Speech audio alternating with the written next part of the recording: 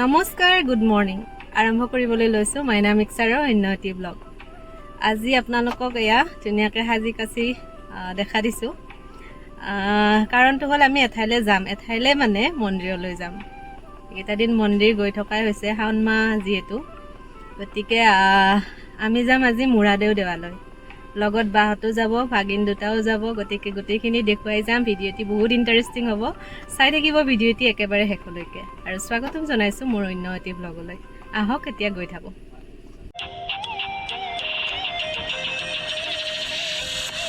আমি এতিয়া বাহঁতৰ ঘৰ আহি পাইছোঁ। বাহঁতৰ ঘৰত আমি আৰু বেছি দেৰি কৰা নাই, সিহঁত ৰেডিয়েই আছিল। গতিকে আমি গোটেইখিনি আকৌ পুনৰ আৰম্ভ কৰিছোঁ আমাৰ যাত্ৰা মন্দিৰ বুলি।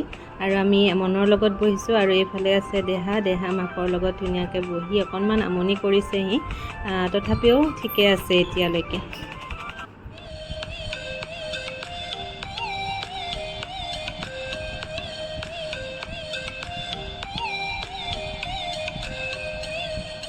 এয়া আমি আহি এইমাত্ৰ পালোঁ।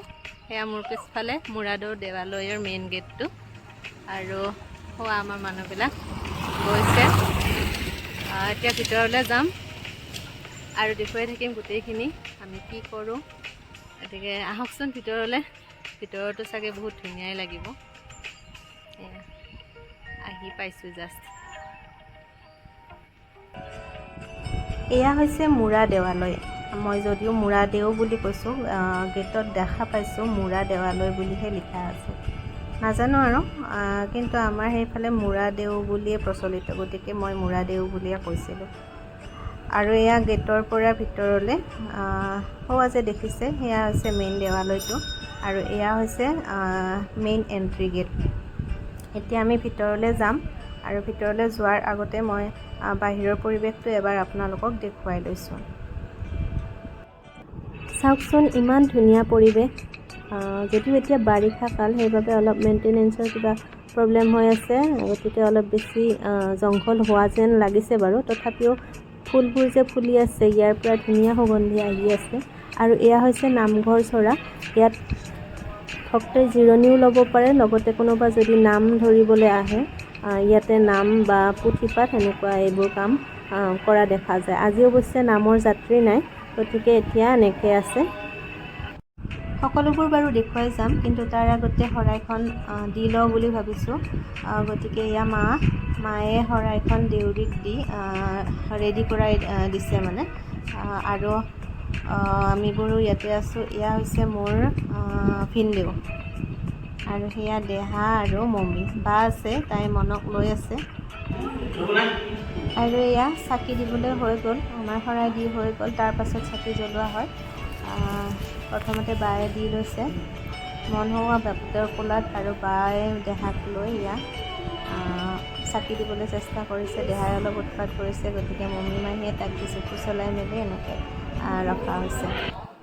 এই দেৱালয়টোত সকলো ভগৱানৰে শিলত কটা মূৰ্তিবিলাক এনেদৰে ৰখা হৈছে। শিৱৰ পৰা আৰম্ভ কৰি মা কামাখ্যা, সৰস্বতী, সকলোৰে শিলত কটা মূৰ্তিৰ তলে তলে যাত্ৰীসকলে ইয়াত চাকি জ্বলায়। এয়া মা আৰু বাইদেৱে চাকি জ্বলাই আছে। তেওঁলোকে একফালৰ পৰা আৰম্ভ কৰি চাকি জ্বলাই গৈ আছে। আৰু এনেদৰে সকলো যাত্ৰীয়ে আমি যিদিনাখন গৈছিলোঁ, যথেষ্ট যাত্ৰী আছিলে, গতিকে সকলোৱে এনেদৰে প্ৰত্যেকজন ভগৱানৰ নামতে এনেদৰে চাকি জ্বলাবলৈ সুবিধা আছে তাত। আৰু এয়া হৈছে নৰসিংহৰ মূৰ্তি। পূজা অৰ্চনা কৰি হৈ গ'ল আমাৰ। অকণমান যাত্ৰীবিলাক ইয়াতে বহিবৰ কাৰণে এনেকৈ বনাই থোৱা আছে, এইখিনি এবাৰ দেখুৱাই দিছোঁ। এয়া খুব ধুনীয়া পৰিৱেশ, নিৰিবিলি শান্ত। সঁচাকৈ মন্দিৰত আহিলে মানে মনটো কিবা নিজকে পবিত্ৰ লাগে। সেইকাৰণে আমি প্ৰায়ে আহোঁ বাৰু। মন্দিৰ দৰ্শন আমাৰ প্ৰায়ে হৈ থাকে, যদি ভগৱানে মিলাই সময় সুবিধা পাওঁ, তেতিয়া আমি এনেকৈ অহাই যায়। সেই বাহঁত তাতে ৰৈছে ফেনৰ তলত, আৰু আন যাত্ৰীবিলাকো আছে ইয়াতে। ভাবিছিলোঁ অলপ ভিতৰতে বহিম, বাকী সকলোবিলাক বহি আছে। আৰু আমাৰ এই কচুকটিৰ উৎপাত ষ্টাৰ্ট হৈছে, গতিকে ইয়াক লৈ এনেকৈ বহা সম্ভৱ নহয়। গতিকে সিনো কি কৰে চাওঁচোন। কেতিয়ালৈকে তাৰ ভাগৰ লাগে। এয়া পাৰ চৰাই আৰু ছাগলী দেখি দেহা পাগল হৈ গৈছে। কিনো কৰে চাওঁচোন। দেহা এই আমাৰ দেহা একদম গৰমত উঠি ভাঙি অৱস্থা নাইকিয়া হৈছে। গতিকে আমি অলপ ইয়াতে বহিছোঁ। মাহঁত আছে, ভিতৰত আছে। মুৰাদেউৰ বিষয়ে দেউজনে কিছু অলপ ক'ব আপোনালোকৰ কাৰণে আগবঢ়াইছোঁ। তেওঁৰ মুখৰ পৰা শুনকচোন ইয়াৰ মানে অলৌকিক কাহিনী। মন্দিৰৰ ইতিবৃত্তৰ সম্পৰ্কে মন্দিৰৰ আমি দুই ধৰণে জানি আহিছোঁ। প্ৰথম আছে দক্ষৰাজৰ ছোৱালী সতী। বিনা নিমন্ত্ৰণে সতী নিজৰ দেউতাকৰ গৃহস্থলীত গৈ কিছুমান কুৎসিত বাক্যত লজ্জিত হৈ নিজৰ দেহ যেতিয়া ত্যাগ কৰিছিল, সেই ত্যাগ কৰা দেহটো শিৱে কান্ধত লৈ দেহটোতে ঘূৰি গৈছিল আৰু অৱশেষত বিষ্ণুৰ সুৰদৰ্শন চক্ৰৰে কণ্ঠিত কৰি সতী দেহটো শেষ কৰিছিল। আৰু সেই সতী দেহৰ অংশ যি কৰিছিল সেই নামে নামকৰণ হৈ একোখনকৈ তীৰ্থস্থান নিৰ্মাণ হৈছিল। আৰু সেই সতীয়ে হেনো আমাৰ এই ঠাইত মূৰ্তি পৰিছিল। এই মূৰ্তি পৰাৰ কাৰণে এই দলাখৰ উৎপত্তি হৈছিল। আৰু দ্বিতীয়তে হৈছে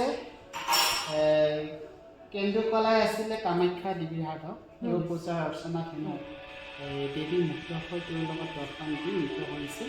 কথাষাৰ ৰজাদিনীয়া আছিল। ৰজাই কেনেবাকৈ দেৱী নৃত্য কথাষাৰ ৰং পালে ৰজায়ো দেৱী নৃত্য চাবলৈ ইচ্ছা কৰিলে। তেতিয়া তেওঁ প্ৰতিজ্ঞা কথা আছে, তেওঁৰ বাহিৰে যাতে দ্বিতীয়জন ব্যক্তিয়ে দেখা নাপায়। তেতিয়া ৰজাই তেওঁক মৃত্যুৰ ভাৱে পিটিলে।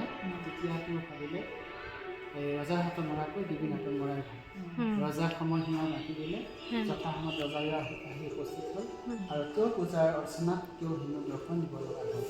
আৰু দ্বিতীয়জন ব্যক্তি থকা কথা আগতে অৱগতে উত্থানিত হৈ কেন্দুকলাই গালত হেনো এচৰ মাৰিছিল। সেই চৰ মূৰ্তি চিঙি হেনো এই ঠাইত পৰিছিল।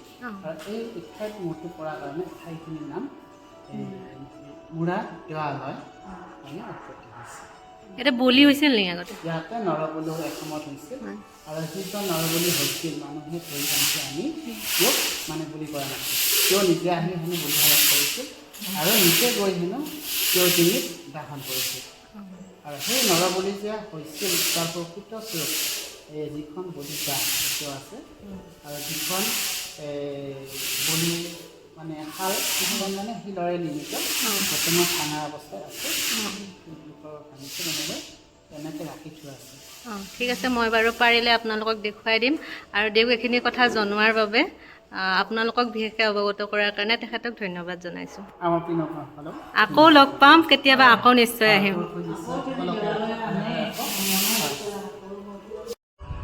এই যে আপোনালোকক ক'লে দেউজনে বলি প্ৰথা ইয়াতে আগতে হৈছিল বুলি, এয়াই হৈছে বলিশাল, যিটো বৰ্তমান ভঙা অৱস্থাত আছে। আৰু সৌৱা যে দেখিছে দাবিলাক, সেয়াদি আগতে ইয়াতে নৰবলি হৈছিল।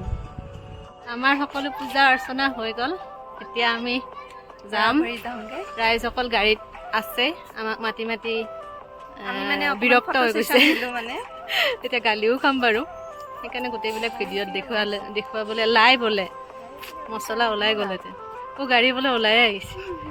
গতিকে যাওঁ আমি। সকলো ৰাইজকে ক'লোঁ আপোনালোকে আহিব, বহুত পবিত্ৰ স্থান হয় আৰু মন চন একদম বহুত ভাল লাগি যায়। আহি সঁচাকৈ বহুত ধুনীয়া লাগিল, ভাল লাগিছে। এয়া আমি গেটৰ পৰা ওলালোঁ, বাই বাই দিলোঁ। ইয়াৰ পৰাই বাই বাই দিছোঁ। যদি ৰাস্তাত পোৱালি আছে ন, ভিডিঅ' কৰিবলৈ দিগদাৰ, তথাপিও যদি পাৰোঁ নিশ্চয় দেখুৱাম। ঘূৰি আহোঁতে ৰাস্তাত আৰু ভিডিঅ' কৰা নহ'ল, যিহেতু দুয়োটা ল'ৰা টোপনি গ'ল আৰু মোৰো দিগদাৰ হ'ল অকণমান ভিডিঅ' কৰিবলৈ। সেয়ে কেইটামান ফটো শ্বেয়াৰ কৰি মই এই ভিডিঅ'টিৰ পৰা বিদায় ল'ম। যদি মোৰ ভিডিঅ'টি ভাল পালে আৰু যদি এতিয়ালৈকে চাই আছে, নিশ্চয় লাইক, কমেণ্ট আৰু শ্বেয়াৰ কৰিব। আৰু যিসকল মোৰ নতুন ভিউৱাৰ হয় তেওঁলোকে প্লিজ প্লিজ প্লিজ ছাবস্ক্ৰাইব কৰিব। পুনৰ অন্য এটি ভিডিঅ'ত আকৌ লগ পাম। তেতিয়ালৈকে হাঁহি থাকিব, ফূৰ্তিত থাকিব। আজিলৈ ইমানেই, বাই বাই।